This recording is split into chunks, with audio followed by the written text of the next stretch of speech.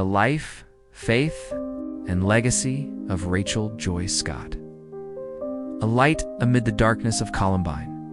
Rachel Joy Scott was born on August 5, 1981, in Denver, Colorado, into a loving family as the third of 5 children. She had 2 older sisters, Bethany and Dana, and 2 younger brothers, Craig and Mike. From a young age, Rachel stood out not only because of her vibrant personality, but also because of her deep compassion and her Christian faith, which shaped nearly every aspect of her life.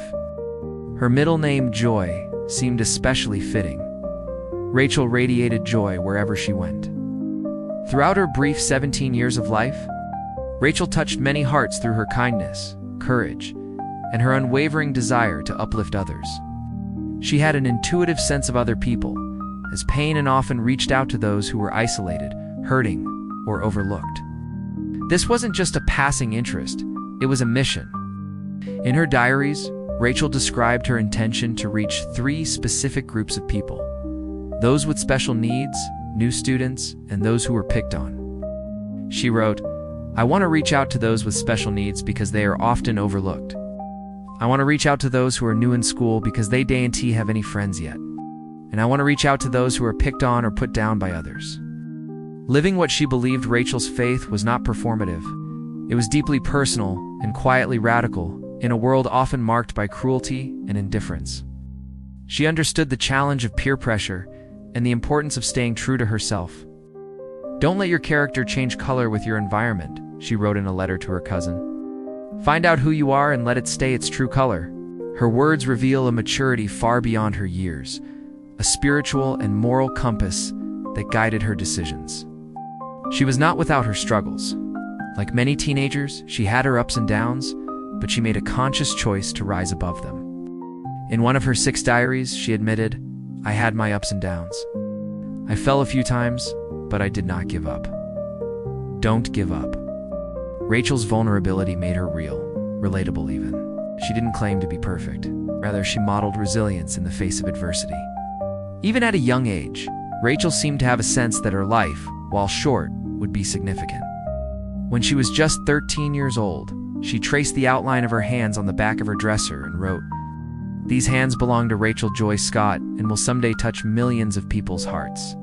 After her death, this prophecy took on chilling significance, a haunting affirmation of a destiny fulfilled in tragedy. The tragedy of April 20th, 1999.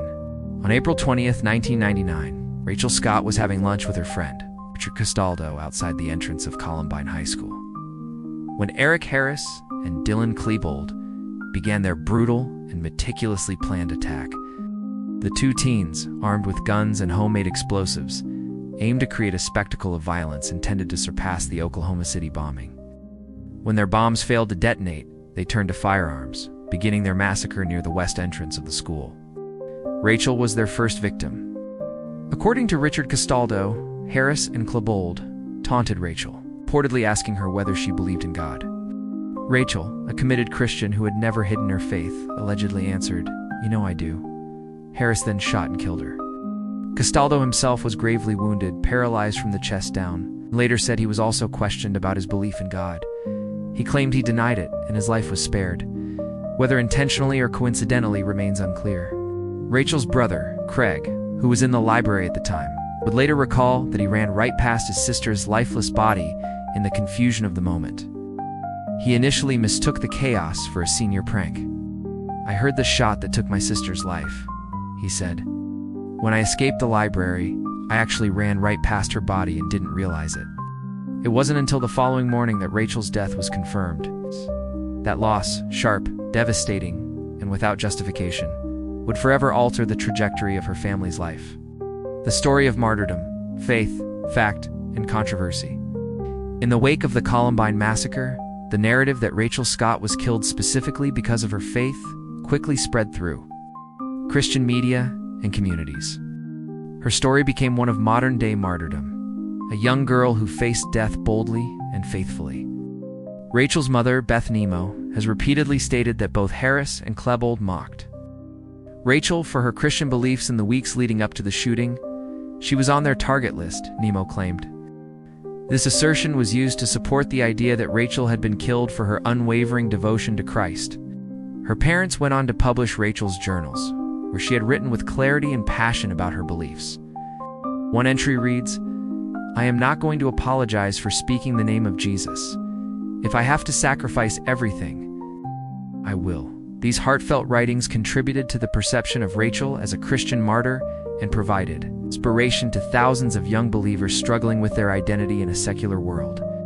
Rachel's father, Darrell Scott, authored multiple books including Chain Reaction, A Call to a Compassionate Revolution, and Rachel Smiles. The Spiritual Legacy of Columbine Martyr, Rachel Scott. These books, rich with Rachel's own words, invited readers into her world. A world defined by love, light, and the difficult call to live with purpose and compassion. In 2016, Rachel's story was dramatized in the feature film I'm Not Ashamed, based on her journals. The film depicted her death as a direct result of her faith, portraying her final moments as an act of spiritual courage and defiance against godlessness. But as time passed, questions began to surface about whether this version of events was entirely accurate. Disputed truths and enduring legacy. Later investigations, including those detailed in Dave Cullen's comprehensive book, Columbine, suggested that the shooters did not deliberately target victims based on their religion, gender, or ethnicity. Cullen argued that the narrative of Rachel's martyrdom was likely shaped by the media's hunger for a story that offered redemption and moral clarity amidst the senseless violence. Similar confusion surrounded the case of Cassie Bernal, another victim initially thought to have declared her belief in God before being shot. That account was later proven to be false, though the idea had already become deeply embedded in the cultural consciousness. The narrative surrounding Rachel, however, was harder to disprove.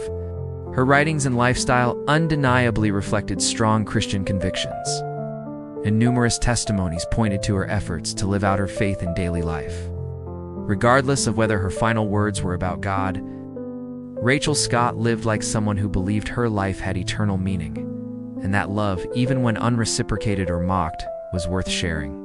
Her brother Craig has acknowledged the doubts surrounding the story but insists that Rachel's faith was the real reason she was targeted, even if that detail was never officially confirmed. "We've stopped a dozen school shootings and 500 kids said we helped prevent their suicides," he told reporters. "Money has never been our motivation. It's a mission," Rachel's challenge, carrying the flame forward in the months following Rachel's death. Her family discovered an essay she had written shortly before the shooting, in which she explained her belief in the ripple effect of kindness and compassion. "I have this theory that if one person will go out of their way to show compassion, it will start a chain reaction of the same," she wrote. This became the foundation for Rachel's Challenge, a nonprofit launched by her family to spread her message of empathy, courage, and faith to schools around the world. The organization has reached over 25 million people globally through assemblies, presentations, and training programs that emphasize positive mental health, bullying prevention, and character development. Her story, whether told as one of martyrdom, morality, or compassion, continues to resonate deeply with students, parents, and educators alike. Rachel's Challenge is not about exploiting a tragedy. It's about giving young people a reason to believe that even their small choices matter, that their compassion can save lives, including their own. A light that still shines over 2 decades later, Rachel Scott remains a symbol of light in a story of darkness. Her journals, her drawings, and her words echo with meaning, especially for those who wonder how to live well in a world marked by violence and despair.